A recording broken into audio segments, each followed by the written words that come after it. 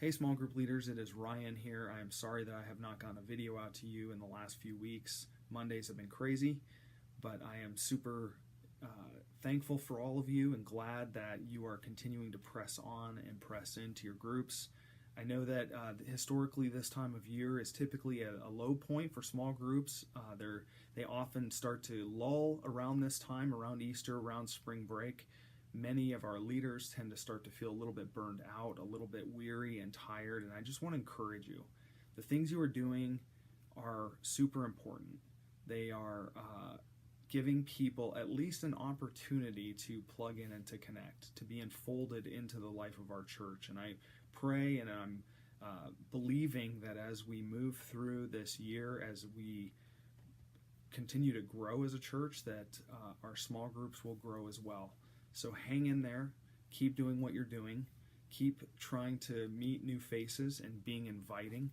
And if you want a list of people at some point who aren't currently attending groups, let me know. We can look at that together. This last week, Jesse filled in for me. I was actually with Rachel on her birthday. We took Bridger up to Kalispell for a basketball tournament and decided, since it was his last tournament, it was the only one I was going to be able to see all year, that we would go and do that as a family, and had a great time together. It was restful, it was relaxing, and just overall really good. So thank you, Jesse, for filling in for me.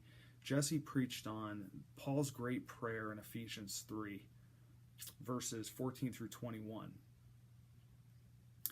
And his emphasis was really on this beauty of this passage, that Paul's prayer for them is that they wouldn't just know Christ intellectually, but that they would experience him, that they would come to know him in a way that goes beyond what they can attain through mere intellectual knowledge, that they would know Christ.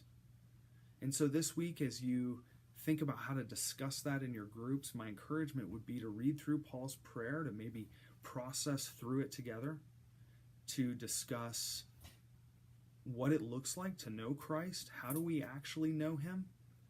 How do we deepen our knowledge of him if we are Christians? And what does it look like for us to encourage one another in knowing Christ? And one of the things that I think this is so cool about this prayer of Paul's is that he's in this kind of theological headspace in chapter 2. He's super excited about the fact that God has torn down every dividing wall of hostility between Jews and Gentiles, that he's made one new humanity out of the two. And then he unpacks that a little further in chapter 3, 1 through 13. And then all of a sudden he bursts into prayer, praising God and praying essentially that the Ephesians would know him this way.